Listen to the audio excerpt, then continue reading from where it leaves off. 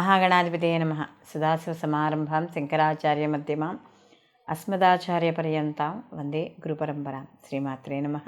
ప్రేక్షకులందరికీ స్వాగతం. మార్చ్ 2024 మాస ఫలితాలు. ద్వాదశ రాశుల వారికి నవగ్రహ సంచారాలను అనుసరించి శుభాశుభ ఫలితాలు ఏ విధంగా ఉంటాయి, అలాగే వీళ్ళు ఎటువంటి పరిహారాలు చేసుకోవాలి, లేదా ఎటువంటి స్తోత్రాలు నియమాలు పాటించాలి, అలాగే వీళ్ళు తీసుకోవాల్సిన జాగ్రత్తలు ఏమిటి, అలాగే వీళ్ళు ఏదైనా ఒక పనిని మొదలు పెట్టాలంటే వీళ్ళకి ఎటువంటి సమయం మంచిది, ఈ సమయం మంచిది అవునా కాదా, ఇలాంటి విషయాలన్నీ కూడా ఇప్పుడు మనం తెలుసుకుందాం.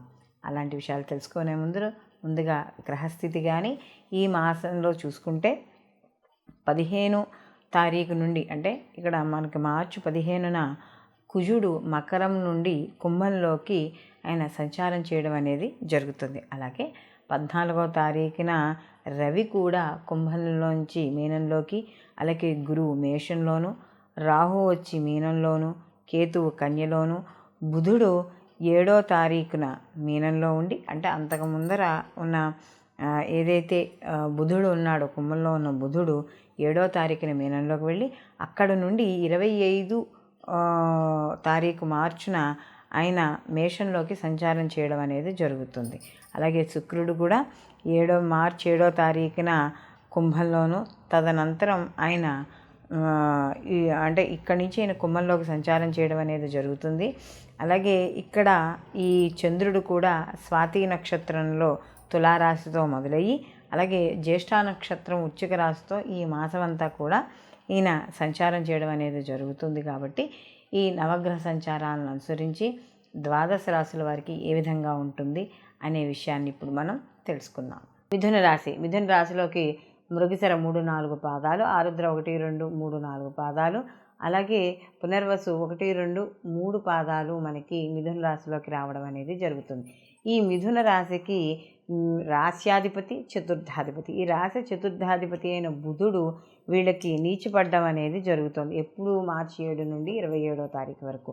ఎప్పుడైతే ఈయన నీచ స్థానాన్ని పొందుతాడో అప్పుడు ఇక్కడ ఏదైనా గృహం వ్యవహారాల్లోనూ, లేదా గృహంలో మార్పులు కావచ్చు, వాహనం కావచ్చు, తల్లి ఆరోగ్య విషయాల్లో వీటిల్లో కాస్త జాగ్రత్త అనేది తప్పకుండా వహించాలి. అలాగే ఆరోగ్య విషయాల్లో కూడా మధ్య మధ్యలో కాస్త జాగ్రత్తలు. అలాగే ఇక్కడ వాహనంతో పాటు వ్యాపారము ఇలాంటి విషయాల్లో కూడా కాస్త జాగ్రత్త వహించడం అనేది మంచిది. అలాగే ఎప్పుడైతే వీళ్ళకి తృతీయాధిపతి రవి కూడా మార్పు చెందుతాడో, వీళ్ళకంటే తృతీయాధిపతి వచ్చి వీళ్ళకి ఈ యొక్క అష్టమ నవమాధిపతి అయ్యి ఇక్కడ నవమంలోంచి వీళ్ళకి కూడా దశమంలోకి ఎప్పుడైతే మార్పు చెందుతున్నారో ఆ మార్పు వల్ల కాస్త కొంచెం అప్పుడు అంటే ద్వితీయార్థం కాస్త రవి మార్పు వల్ల కొంతవరకు అనుకూలంగా ఉండడం అనేది జరుగుతుంది.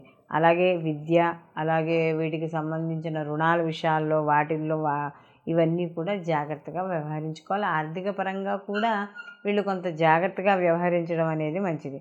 అలాగే ముఖ్యంగా సంతాన విషయాల్లో కావచ్చు, సంతానానికి సంబంధించిన విషయాల్లో కావచ్చు, నిర్ణయాలు తీసుకునేటప్పుడు అనుభవం యొక్క ఎవరైనా అనుభవం ఉన్న వాళ్ళు ఉంటే పెద్దవాళ్ళు, వాళ్ళ యొక్క సలహాలు తీసుకోవడం అనేది మంచిది. అలాగే స్త్రీ అంటే వివాహం కాని స్త్రీ పురుషులు ఎవరైతే ఉన్నారో వాళ్ళు కూడా కాస్త నిర్ణయాలు తీసుకునేటప్పుడు జాగ్రత్తగా తీసుకోవడం అనేది మంచిది. మంచి ఉద్యోగ అవకాశాలు మాత్రం తప్పకుండా రావడం అనేది జరుగుతుంది. ఎప్పుడైతే అది కూడా ఎప్పుడు అంటే ప్రథమార్థం అంతా కూడా నలుగుతూ ఉంటుంది. ద్వితీయార్థంలో ఎప్పుడైతే రవి దశమంలోకి ప్రయాణం చేయడం అనేది జరుగుతుందో అప్పుడు వీళ్ళకి కాస్త మంచి మార్పులు రావడం అనేది కూడా వీళ్ళకి జరుగుతుంది. అంటే రాజకీయ పరంగాను, పదవుల ప్రకారము కాస్త పదవీ భంగమైన వాళ్ళకో, లేకపోతే ఇలా ఇంక్రిమెంట్లు ఇలాంటివన్నీ కూడా పెరిగే అవకాశం అనేది కనబడుతోంది.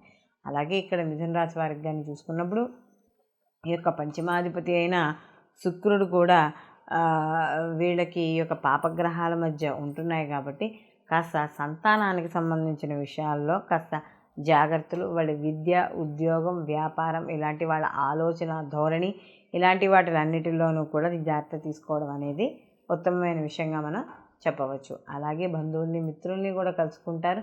వాళ్ళతో మాట్లాడేటప్పుడు కూడా వ్యవహారపరంగా జాగ్రత్త వహించడం ద్వారా కొంత ఈ వివాదాలకి వాటికి దూరంగా ఉండడానికి ఎక్కువ అవకాశం అనేది ఇక్కడ మనకి కనబడుతోంది.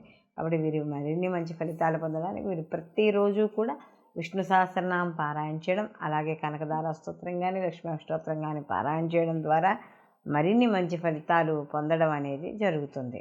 ఇప్పుడు మనం ఈ నవగ్రహ సంచారాలను అనుసరించి ప్రతి రాశికి కూడా వీళ్ళకి శుభాశుభ ఫలితాలు ఏ విధంగా ఉంటాయి అనే విషయాన్ని తెలుసుకుంటున్నాం. అయితే ఇక్కడ ఒక్కొక్క రాశి మీద కొన్ని లక్షల మంది ఆ యొక్క రాశి మీద జన్మించి ఉంటారు. అయితే అందరికీ ఈ విధంగానే ఉంటుందా అని చూసుకుంటే చాలామంది నన్ను అడిగిన ప్రశ్నలు అంటే కొన్ని కామెంట్స్లో పెట్టినప్పుడు కానీ మనకేమవుతుందంటే, మీరు బాగుంది అని చెప్తున్నారు, మాకేమో ఇక్కడ బాగాలేదని, కొంతమంది మీరు బాగాలేదంటున్నారు ఎందుకు ఇలా బాగాలేదు అని, కొంతమంది ఇలా అంటే మనం చెప్పిన దానికి కొంత వాళ్ళు బాగుందని వాళ్ళకి బాగాలేదని, బాగాలేదన్న వాళ్ళు బాగుందని ఇలా తీసుకుంటున్నారు. ఇక్కడ విషయం ఏంటంటే, గోచారంలో ఈ యొక్క స్థితి ఏదైతే ఉందో, గ్రహాల యొక్క స్థితి ఏదైతే ఉందో అది 30% మాత్రమే ఫలితాలను ఇవ్వడం అనేది జరుగుతుంది. మిగతా 40% నుంచి 50% పుట్టిన జనన సమయానికి అప్పుడు ఉన్న గ్రహస్థితి ఏ విధంగా ఉంటుందో దాని మీద ఆధారపడి ఉండడం అనేది జరుగుతుంది. కాబట్టి ఇక్కడ మన జన్మ జాతకంతో పాటుగా గోచార ఫలితాలు కూడా మనం పరిగణనలోకి తీసుకోవాలి.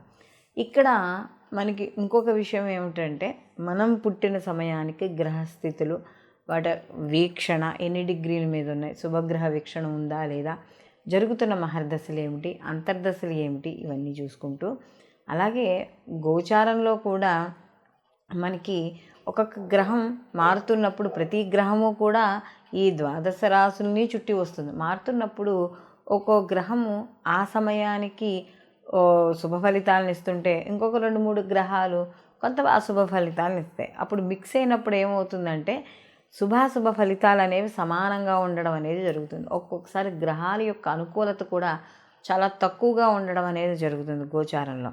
కాబట్టి మనకి ఈ యొక్క జన్మజాతక ఫలితాలను కూడా పరిగణనలోకి తీసుకున్నప్పుడు మాత్రమే పూర్తి రిజల్ట్ అనేది రావడం జరుగుతుంది. కాబట్టి ఏదైనా ఒక ముఖ్యమైన పనులు చేపట్టేటప్పుడు, అది అలాగే వివాహం కావచ్చు, లేకపోతే ఏదైనా వ్యాపారం కావచ్చు, ఏదైనా జీవితంలో ఒక మంచి నిర్ణయం తీసుకునే టైం అంటే ఒక మంచి చేంజ్ రావాలనుకుని మనం ఏదైనా నిర్ణయాలు తీసుకునేటప్పుడు ఓన్లీ గోచార ఫలితాలనే బేస్ చేసుకోకుండా జన్మజాతకంలో పుట్టిన సమయం అది ఉంటుంది కదా, డేటు టైము, అలా లేని వాళ్ళు కనీసం వాళ్ళ యొక్క నామ బలంతోనైనా అంటే వాళ్ళ యొక్క పేరు బలంతోనైనా సరే చూపించుకుని, దగ్గరలో మీకు తెలిసిన దైవజ్ఞులు ఎవరైనా ఉంటే, జ్యోతిషులు ఉంటే వాళ్ళకి చూపించుకుని అప్పుడు నిర్ణయాలు తీసుకోవడం అనేది మంచిది. ఓన్లీ గోచార ఫలితాలను మాత్రమే బేస్ చేసుకుని కొత్తగా మార్పులు అవేమి తీసుకోవడం అనేది అంత కరెక్ట్ కాదు.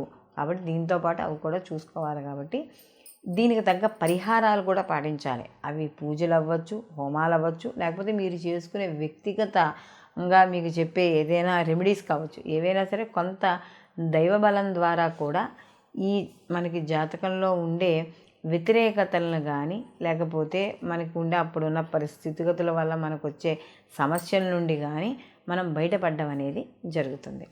సర్వే జన సుఖినో భవంతు, లోక సంస్థ సుఖినో భవంతు.